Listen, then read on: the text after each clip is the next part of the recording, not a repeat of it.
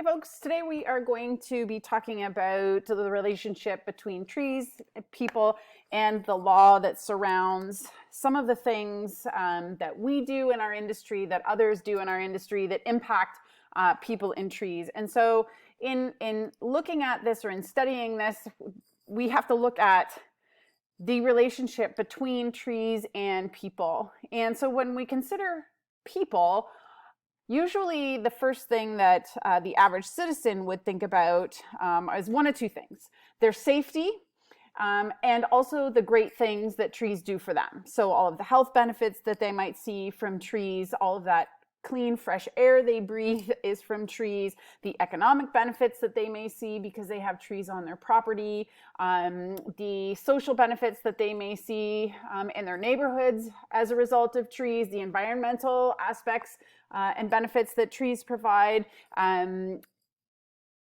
Although some people also see trees as a risk to their possessions and their belongings and their homes and vehicles and things like that. And so it can be quite complex when you look at it, depending on the perspective that you're focused on. And from the tree's perspective, trees do pose risk, and those risks increase with age because as a tree gets older, especially once it's over mature, the level and the amount of decay and decay organisms that are found in that specific tree increase. The structural integrity of that tree may decrease over time, but also the benefits that we associate with trees also increase with age to a certain point. And so managing all of these things as an arborist, an urban forestry technician, or kind of wherever you may land in your work is really important. And people say a lot of the time, oh, I got into this industry because I didn't want to work with people. I wanted to work with trees. And we work with people all of the time. 100% of our work is working with people, especially if you're working in the urban forest or in an urban setting where the work that you're doing on a specific tree or with a specific tree most times is a result of an inquiry or request from a tree owner, a municipality, or as a result of something that happened that put people at risk. Even tree planting is the result of a community-driven, in most cases, initiative to increase tree canopy. And in planting those trees, you are making a commitment to the care of those trees over time, or the homeowner or landowner is. And so it opens them up to a lot of these points that we just talked about. So I like to start this section off by realizing all of the facets and the complex relationship that people have with trees. And surrounding or the underpinning these relationships are the laws that govern how we deal with trees in Ontario. And so there are specific laws like the Municipal Act that allow us and allow municipalities to create tree cutting bylaws to protect those trees. So I'm going to show you here what an example of that might look like. So here is the permit required by the City of Toronto, or the permitting process required by the City of Toronto. And they were one of the first, they were definitely the pioneer municipality in Ontario for tree cutting and tree removal bylaws. So you need to get an application to injure or to remove a tree, whether it's a private tree or a city tree, and have that approved. You have to pay for it before any work is undertaken. And so this is just to show you what that application looks like. It is very detailed. So where the address, of course, of where the tree is, the property owner information, the applicant information, the owner's authorization to submit the application if it's being submitted by a third party,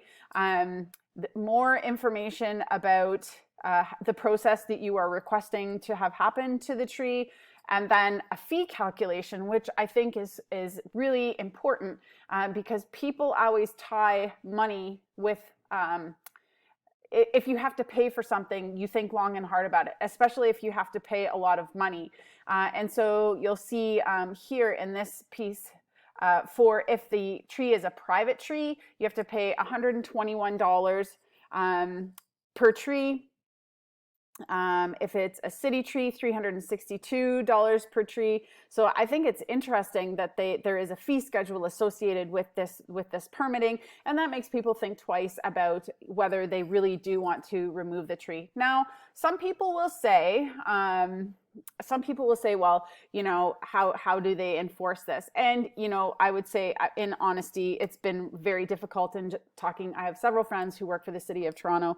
And of course, Toronto is a big place. And a lot of these trees are tucked away in nooks and crannies.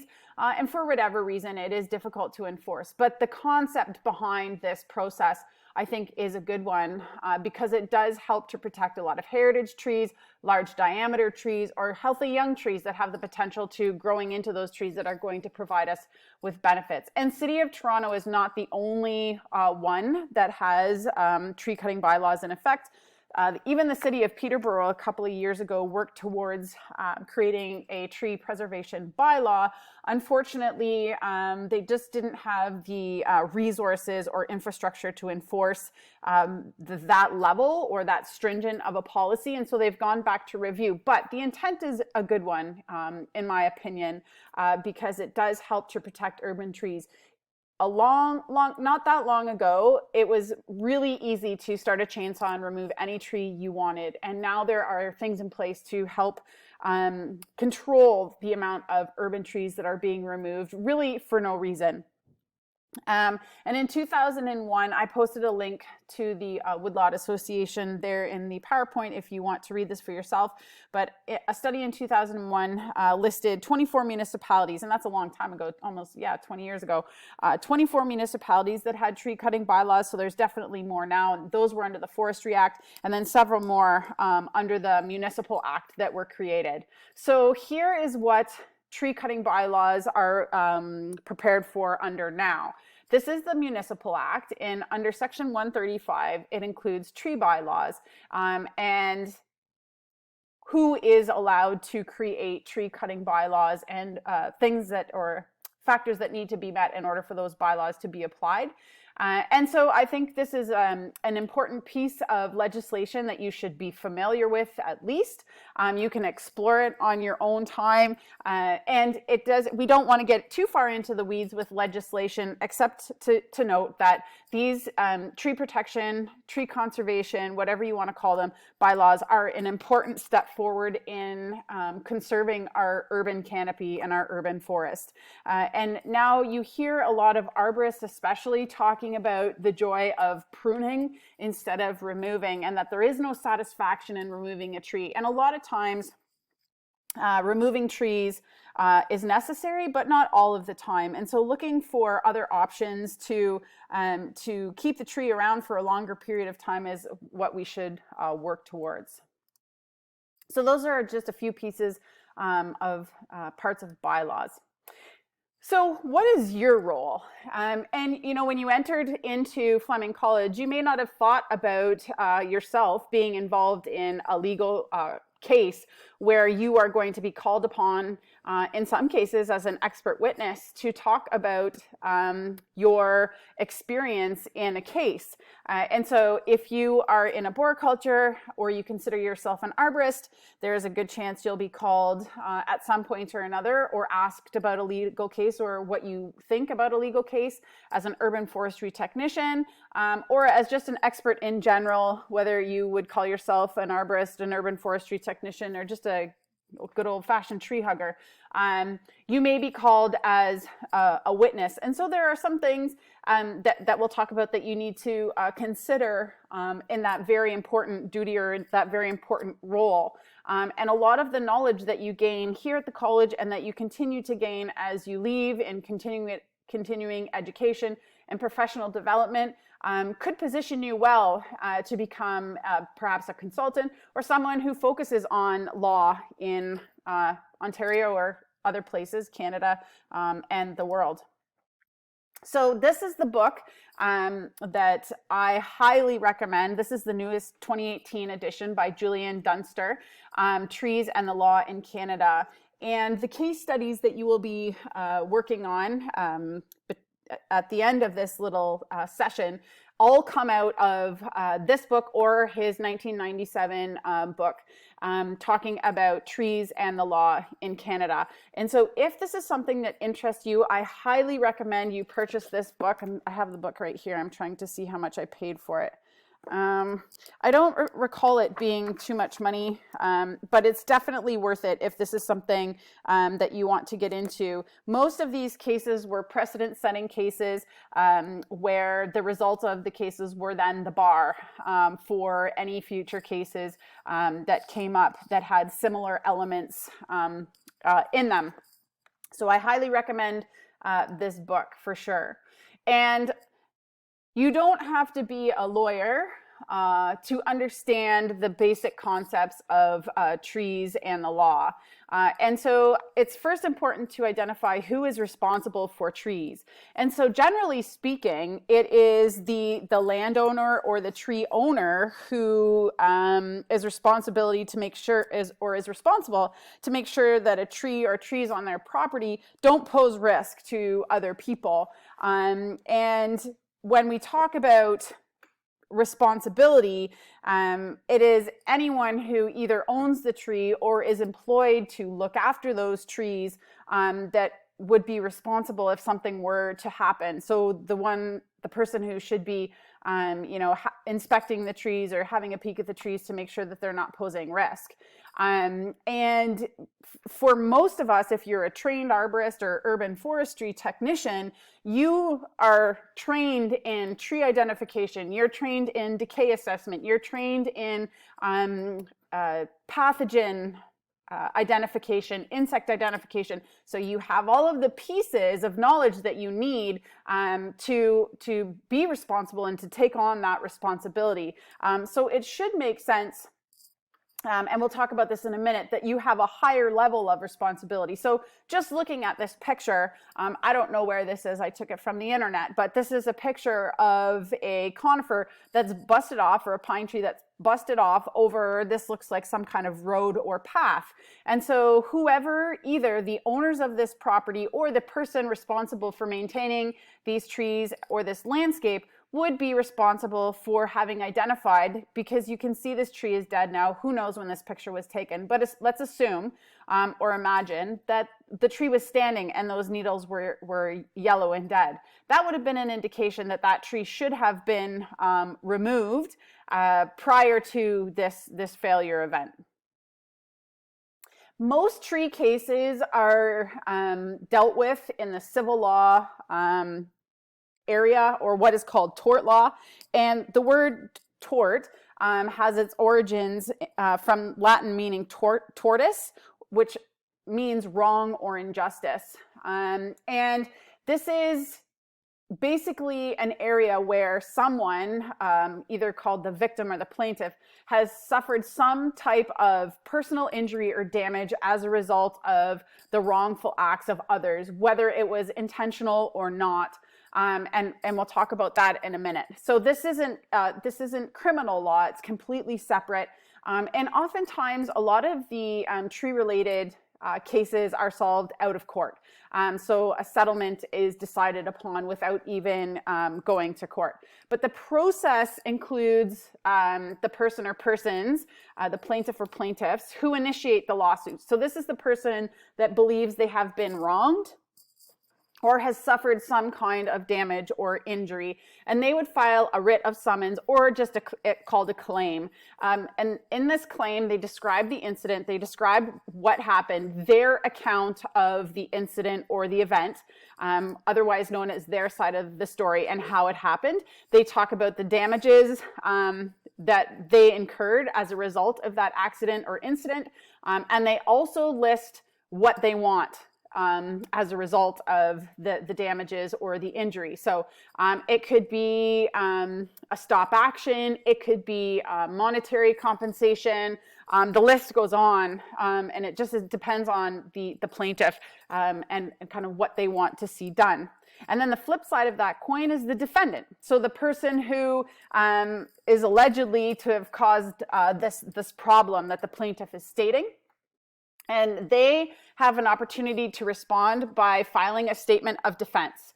And this is their side of the story, or their account of what happened. And in this statement, they admit or deny the claims made by the plaintiff. And like I said, most of these are settled out of court, especially if they're small, and the damages that they are listing are fairly insignificant, so in the few thousands of dollars instead of, hundreds of thousands of dollars. And the defendant also has the ability, if they think they're being done wrong because they are being falsely accused, or that they suffered damages, they also have the opportunity to submit a counterclaim. And it can get messy in that regard. And I do believe in the example, there is one, in the case studies, there's one example of a counterclaim.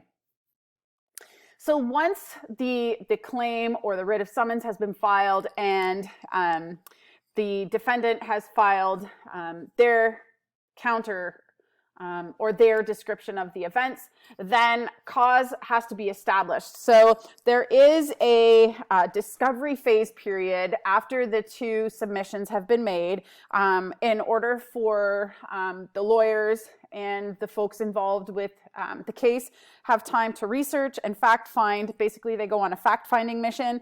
This is where depositions are made. So that is where the two parties testify under oath about the events, what they think did or did not happen. And all of the basically information is gathered so that they can piece the puzzle together. And in doing this, or during this time, cause needs to be clearly identified or determined.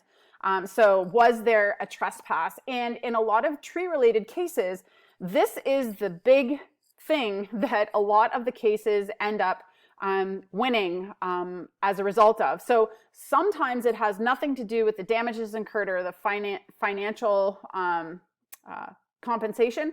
Oftentimes it has to do with trespass. So one person entering onto somebody else's property without permission. The tree piece is irrelevant sometimes at this point. So they have to prove that someone has not been doing their job to a level of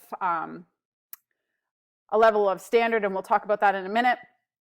So, or a violation of a private duty. So in the International Society of Arboriculture, there is a professional code of conduct that every ISA certified arborist works under, or underpins all of our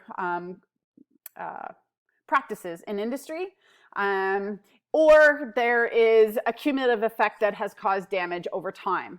So the plaintiff at this point has to prove the claims made in order to be successful. So one of these has to be proven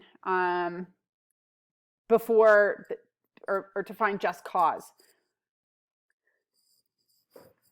And once the cause has been identified, the result also has to be clearly identified. As an example, it has to be proven that the trees were killed as a result of these actions or inactions, that the removal of trees occurred as a result of these actions or inactions. That's usually a pretty straightforward one. Damage or injury to a tree results based on somebody doing or not doing something. Loss of privacy or aesthetics because of someone's actions or inactions, or valuable timber loss, which would be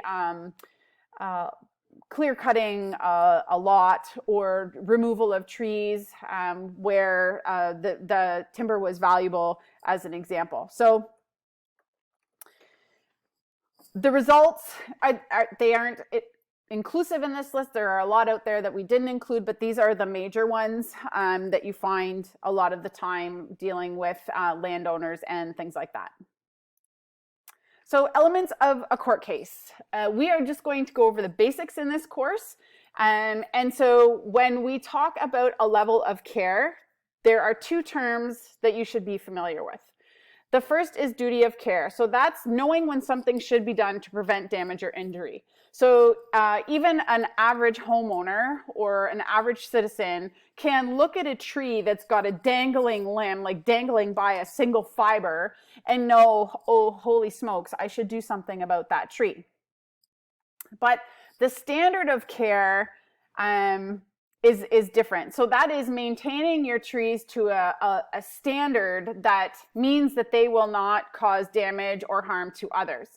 And this is where I was talking about varying levels of duty of care and standard of care. And so us being arborists, urban forestry technicians, let's just use the term tree people, we have a higher duty and standard of care because we know more. We understand the science behind trees. We understand the complexities of the legal implications of trees that might pose risk.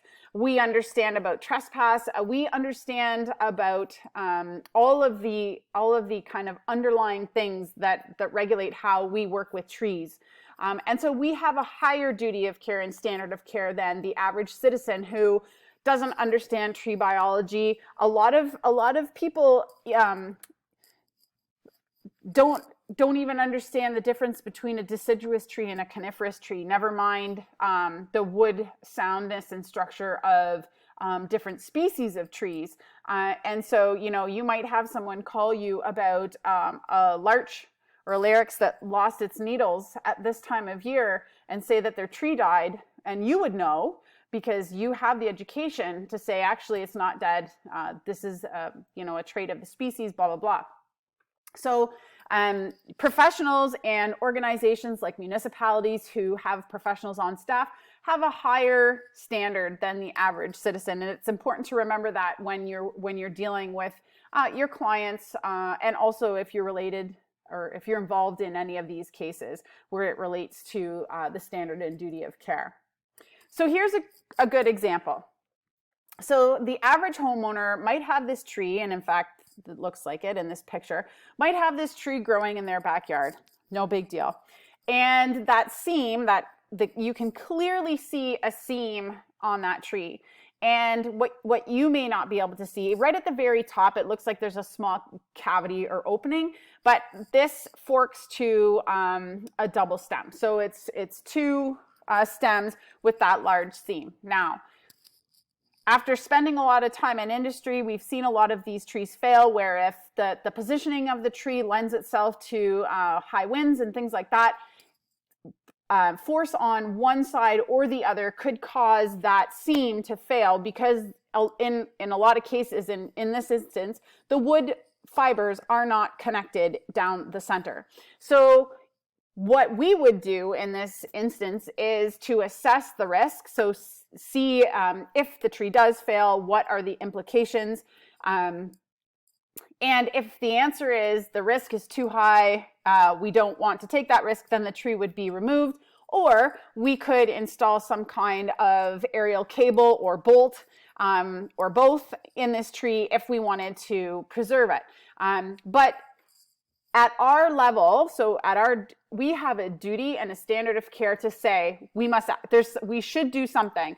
If it's even just assessing for risk, we should do something and document it to avoid something like this. So this isn't that exact same tree. This is a different tree I found on the internet, but it has the same characteristics of that tree there, where you have a codominant stem formation, included bark here.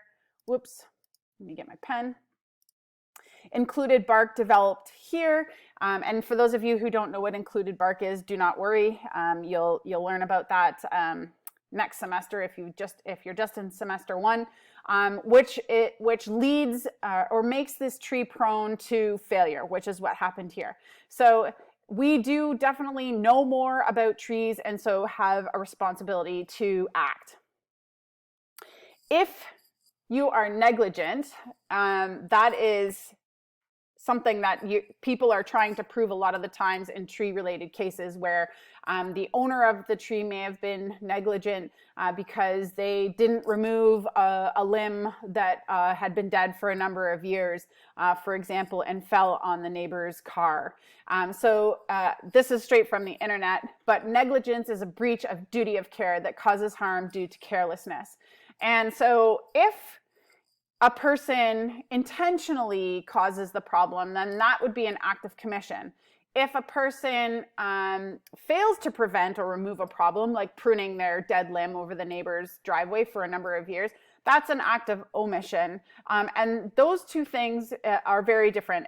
But in proving negligence, those both have to be proven. And so what is liability? It is the legal responsibility associated with the damage. So once liability has been determined, then the dollar value is established to whatever damages have been incurred, and then it determines who pays and how much. So how much the defendant might have to pay the plaintiff as a result of their negligence for whatever the case is. And so that money or that compensation, if there is compensation involved, is given to the plaintiff to restore as close as possible to the conditions prior to the accident or the incident. So liability is determined once the case has moved forward and negligence has been proven. So those are the I don't even know, the most basic layers of the legal process. Hopefully some of you do get involved in legal cases. They definitely add a level of interest to our work. And like I said, hopefully you won't ever be involved in one of these on the receiving end of a claim or a writ of summons. Hopefully you will be either included as an expert witness, or, to represent someone who is in the trenches with a case. It is a very exciting opportunity to both challenge your skills and your knowledge, but also an opportunity to add to your resume for sure. So if you ever get called to court as an expert witness, so maybe representing someone or a homeowner who is involved with one of these cases because they didn't have the level of or the duty of care, the standard of care that you did, you might be called to talk about what happened or the science behind what happened. So if you are expected to appear in court, one of the things you have to know is that your attorney is going to highlight all of your education, all of your knowledge, all of your skills. The opposing attorney will attempt to discredit or minimize your expertise. They will try and make you look like a fool, and so you have to be ready for that. And so if you have any weaknesses or things that or you're lacking in certification, it is not a good idea to take on the witness to take on that job as an expert witness. If you know your certification has expired or you don't have current experience in industry, it's not something that you should consider taking on unless you're sure of your skills and your knowledge, because they can discredit you very quickly if you were certified 20 years ago and your certifications ran out, because that's the first thing that they'll go to and try and attack.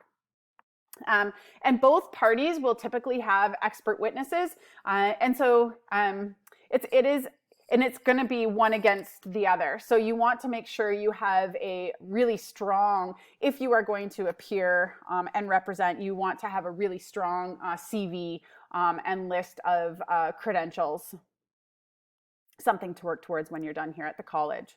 And if you do ever get the opportunity to take the stand, always remember to dress conservatively, so avoid flashiness. Make sure that you're neat and tidy. You arrive early. You're probably going to have to wait a really long time, but you should still arrive early. Make sure you have as many notes and resources as you possibly can, and that you've done your homework.